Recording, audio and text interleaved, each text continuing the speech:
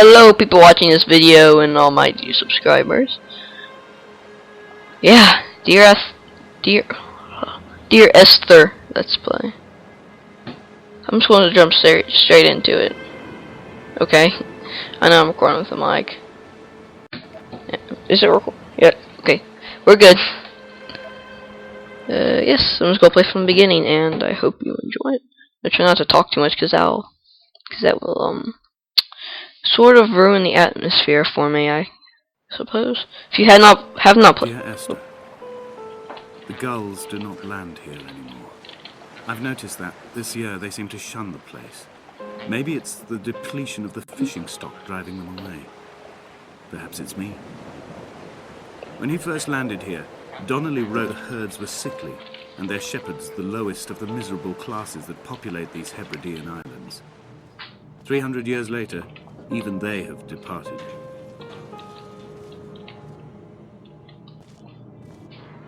Okay, I was gonna wait till he got done finished talking. What was that on the wall? This game is just amazing. I mean, when I saw a pic of a guy in here with a flashlight and everything up, but I thought it was gonna be like a puzzle game, but no, it's just an experimental game.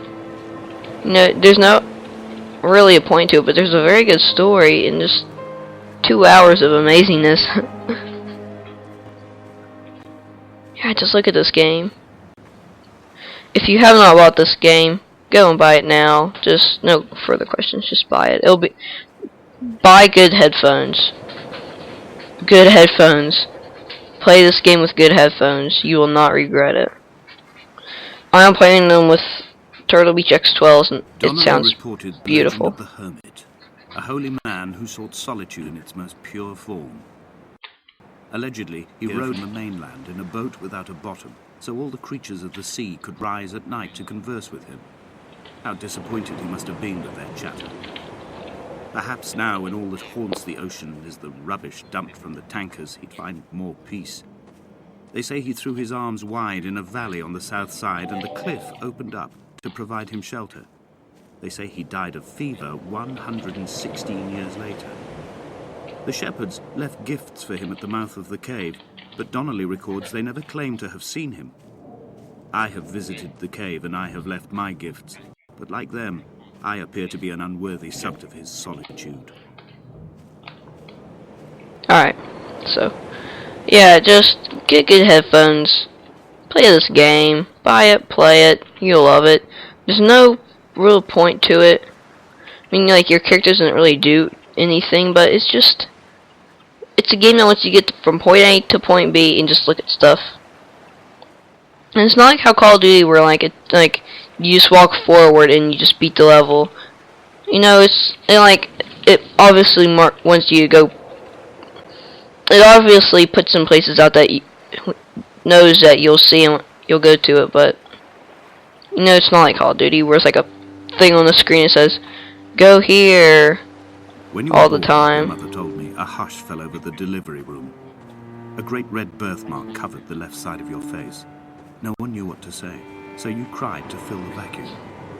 I always admired you for that you cried to fill whatever vacuum you found. I began to manufacture vacuums just to enable you to deploy your talent. The birthmark faded by the time you were 6, and had gone completely by the time we met. The nation with the guilty and its cure remained. I have actually played this game once before. No, I mean twice before, sorry. The first time I played it was a few months ago, probably. A wonderful sight. The moon cresting the junction between the cliff path and the stone circle. It cast a shadow of the ridge across the beach, all the world as if you had signed your name in untidy handwriting. And after I played the first time, I was like, oh my god, this game is amazing. So, I played it again later, and then I was like, it's just like I haven't played it since then, and I was like, you know what, that game is actually amazing, and not very many people know about it. People should know about it, so that's why I put it on. That's why I'm doing a Let's Play of it. Playthrough, walk play, whatever you want to call it. When someone had died or was dying, or was so ill they gave up what little hope they could sacrifice. They cut parallel lines into the cliff, exposing the white chalk beneath. You could see them from the mainland or the fishing boat, and know to send aid or impose a cordon of protection, and wait a generation until whatever pestilence stalked the cliff paths died along with its hosts. My lines are just for this, to keep any would-be rescuers at bay. The infection is not simply of the flesh. So the story of this really is that I think this is a story. Please correct me if I'm wrong in the comments, but what I got from it, what he talks about. I quote directly, "A motley lot with little to recommend them. I have now spent 3 days in their company. That is, I fear, enough for any man not born amongst them. Despite their tedious inclination to quote scripture, they seem to me the most God-forsaken of all the inhabitants of the Outer Isles.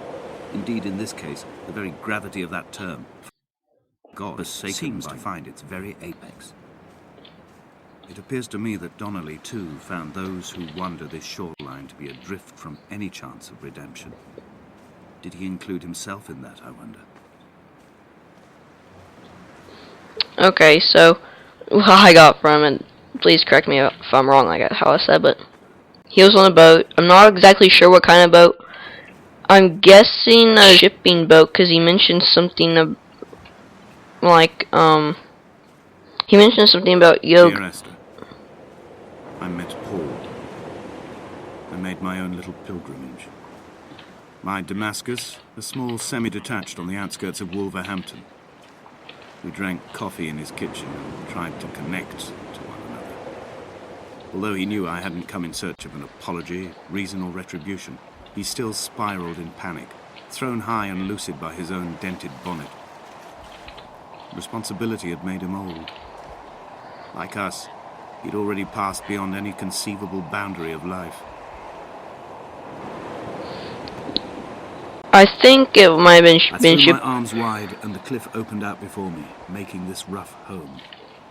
I transferred my belongings from the bothy on the mount and tried to live here instead.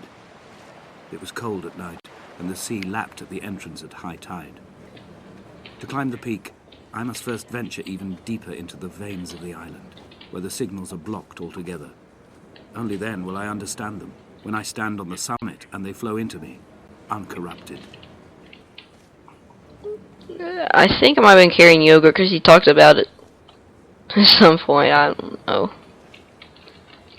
But yeah, and he got shipwrecked, I would assume, on this island. And he's telling you the story so far. I mean, this... God, it scared me. This game's atmosphere makes you feel so alone.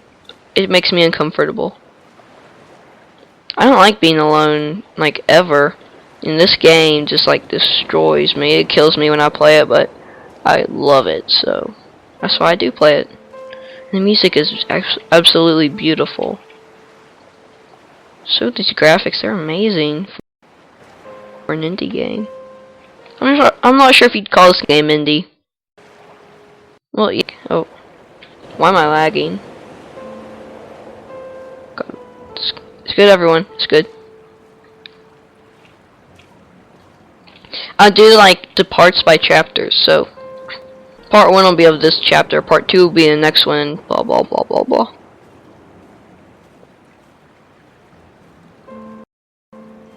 I pick up on the story and what the characters are feeling. If you don't listen to what they're saying, that is the biggest part of this game, probably. The story. I've become convinced I'm not alone here, even though I'm equally sure it is simply a delusion brought upon by circumstance. I do not, for instance, remember where I found the candles, or why I took it upon myself to light such a strange pathway. Perhaps it is only for those who are bound to follow. Like, you have to listen to what they're saying, and oh, this music.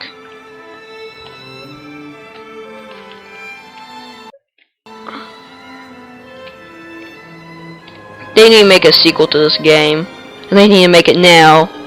So if any of the production designers that worked on this game are watching this video,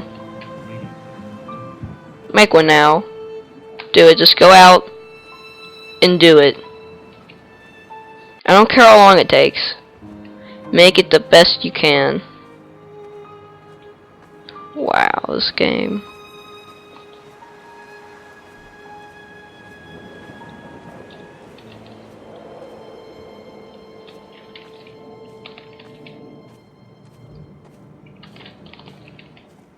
I love the wind too. It's very nicely done. You can hear it if you just.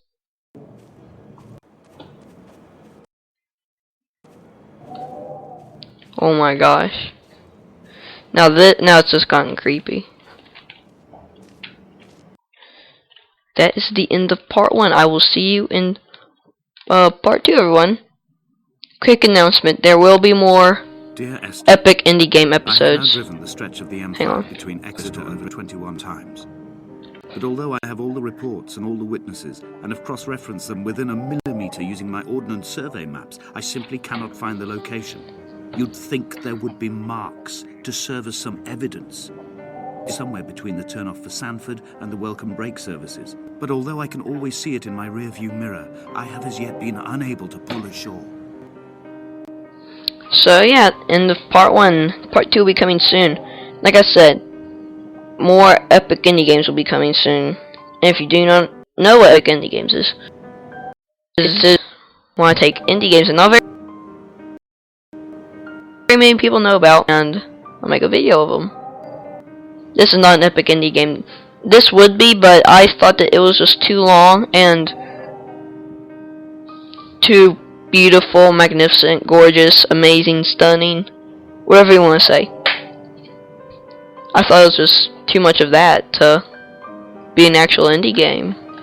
I mean, it is indie, but come on, it shouldn't be an indie game. So I will see you in the next episode, everyone. This game just brings me to my knees. I'll see you next episode, everyone. Like and favorite if you like the video and wanna get the game, and subscribe to become awesome.